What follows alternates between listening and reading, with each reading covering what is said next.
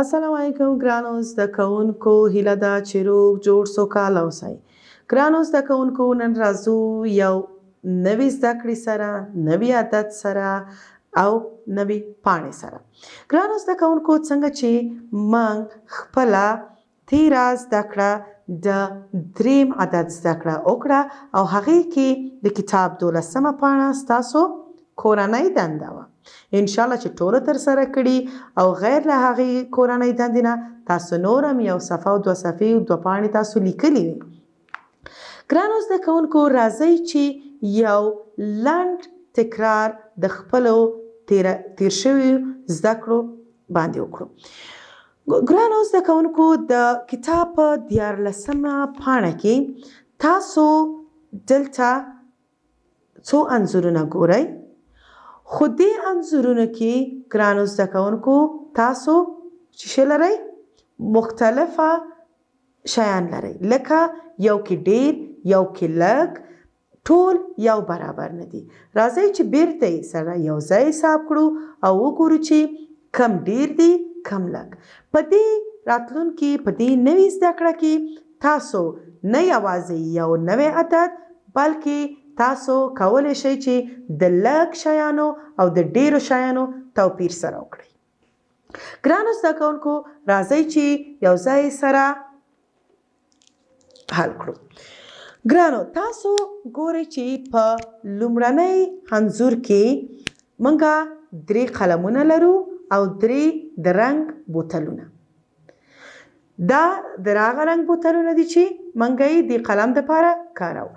دلته که دا هر یو سره یو ځای کړو، هر یو نه یو خط وباسو بلته، ګورو چې موږ 3 قلمه لرو او هر یو قلم دپاره موږ یو دانه د رنګ بوتل لرو. ښه ګرانو، دلته هم موږ 3 زده کوونکي لرو او هر یو دپاره موږ 3 کتابونه هم لرو. راځئ چې سره یو ځای وشمیرو، لکه 1 2 3. دلته هم 1 2 او 3، یعنی چې هر یو زده کوونکي ته یو کتاب رسیږي. راځئ چې دلته بیا هم وګورو چې هر یو چاته یو قلم، لکه دلته یو نجونې ده او دا هم زده کوونکې ده، هر یو ته موږ یو قلم لرو که نه؟ دلته راځئ چې دا وشمیرو، 1 2 3. قلمونه څو دانې دي؟ 1 2 او 3. دې ځینه خپل پنسلونه راواخلئ او کولی شئ چې د زده کوونکي نه قلم ته یو خط وباسئ چې دواړه چې شي دي مساوي دي، لکه 3 قلمه او 3 زده کوونکي. همدغسې دلته 3 خرګوشونه دي او دلته 3 هم ګازرې، لکه 1. اوس تاسو په حساب ماشاءالله پوهیږئ څو دانې دي؟ 1. آفرین. 2 3. لکه هر یو خرګوش ته چې یوه ګازره رسیږي. آفرین. ښه ګرانو، راځو بل انځور ته. دلته موږ ګورو 3 هلکان دي، دوی هم زده کوونکي دي. ښه ګرانو، دلته څو مڼې لرو؟ دا څو دانې دي؟ 1 2. آفرین. ښه، زده کوونکي 3 دي او مڼې 2. که دې نه دې ته خط وباسو، څه دی؟ دا یو مڼه د دې، یوه مڼه هم د دې. که دې نه خط وباسو، دلته موږ هیڅ شی نه لرو. ښه، اوس ګورو دام حسابو او دام. 1 2 3. 3 څه رقم لیکل کېدل؟ 1 خانه، 2 خانې او کش. ښه، دا څو دانې دي؟ 1 2. اوس ګرانو، تاسو یې وایئ چې مڼې ډېرې دي که زده کوونکي؟ آفرین، زده کوونکي، ځکه مڼې کمې دي، یو زده کوونکي ته ونه رسېدله مڼه. دلته هم موږ 3 چترۍ لرو او 2 هلکان دي. یوه چترۍ دې هلک ته رسیږي، یوه هم دې ته. دلته یوه چترۍ اضافه شوه، 3 چترۍګانې لرو او 2 څو دي؟ هلکان. ښه، تاسو اوس په دې پوهیږئ چې څنګه 1 ولیکئ، څنګه 2 ولیکئ. د هغې طریقه ما تاسو ته ښودلې وه چې کولی شئ ټکي کیږدئ، کولی شئ په هغې باندې بیرته خطکش کوئ ټکي سره یو ځای کوئ او هماغه عدد چې غواړئ هغه ولیکئ. ښه ګرانو زده کوونکو نننۍ زموږ نوې زده کړه د کوم عدد ده؟ موږ اول خلاص کړی و، دویم خلاص و، نن راځو څلورم عدد ته. دا هم د څلور عدد دی. څلور څنګه لیکل کیږي؟ دا د څلورو انځور دی. څنګه لیکل کیږي په حروفو؟ څ، لام، واو، ری، څلور. ښه ګرانو اوس دلته د دې حساب هم غواړو پوه شو چې څلور څه رقمي څومره شیانو ته موږ څلور ویلی شو. دلته راځئ چې دا شمیر سره یو ځای وکړو. که دلته زه دا ډکې ولرم دا څو دانې دي تاسو یې راسره یو ځای وشمېرئ. یو، آفرین، آفرین، او دا هم اخرنی څلور. ځکه په یو تاسو پوهیوئ، دوه هم تاسو لوستلي وو او درې هم تاسو پوهېدلی چې درې شیان چې کله یي د دوو نه یو دانه زیات وي هغې ته څه شوی؟ درې. او دا هم څلور. ښه ګرانو دا ما څنګه چې تاسو سره مخکې مې ویلې چې تاسو کور کې هر شی کولی شئ چې حساب وکړئ. که تاسو چیرته د لوبو شیان لرئ لکه یو، آفرین، دوه، درې او څلور، دا چې دي دې کې تاسو خپل حساب کولی شئ. موږ څو دانې د لوبو وسایل لرو؟ څلور. آفرین.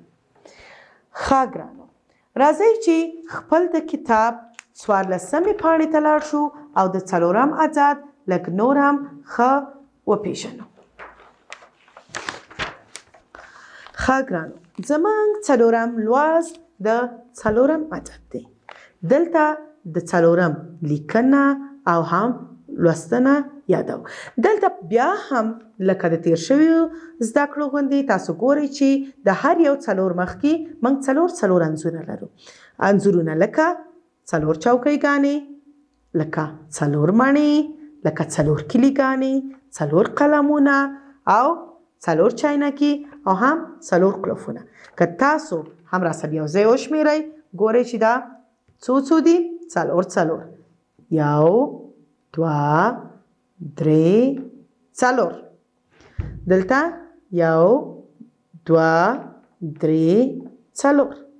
ښه ګرانو که زه دلته دا قلم کیږدم څو مڼې دي؟ درې. که دریو سره یو بل هم زیات شي څه کیږي؟ څلور. آفرین. ښه که دلته اوس دا قلمونه دې باندې زه کیږدم دا څو قلمه دي؟ یو، بلم دوه. که دا ایسته کړم دلته دریم او څلورم. یعنی تاسو ګورئ چې په هر یو انځور کې موږ څلور شیان لرو. لکه تاسو په خپل ګوتو هم حسابولی شئ. راځئ چې دا انځور وګورو. وګورئ تاسو کله چې خپل څلور ګوتې قط کړئ یوه پاتې شوه. یوه ګوته. ښه دا څو شوې؟ آفرین.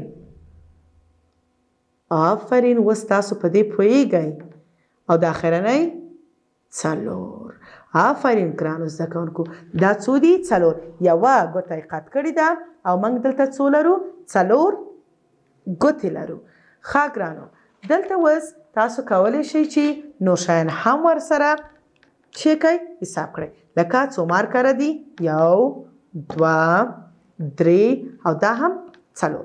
راځئ ګرانو چې اوس د لیکنې په طریقه پوه شو چې څنګه موږ د څلورم عدد لیکو. ښه ګرانو موږ د اول عدد لیکنه زده کړې وه، دویم، درېیم او اوس هم څلورم. ښه ګرانو اوس راځئ څلورم عدد شکل تاسو ولیده چې په دې طریقه لیکل کیږي.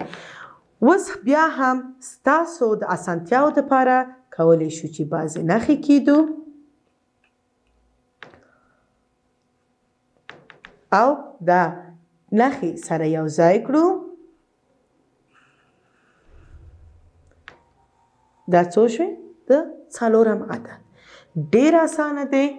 ډېر په اسانه طریقه تاسو کولی شئ څلورم عدد ولیکئ. که تاسو نښې کیده انشاءالله چې هیڅ ستونزه به نه وي. ستاسو کورنۍ دنده دا ده چې بیا هم خپلو کتابچو کې تمرین وکئ او د څلورم عدد یو صفحه ولیکئ. تر راتلونکي زده کړې پورې په لوی الله مو سپارم. ښه ورځ ولرئ.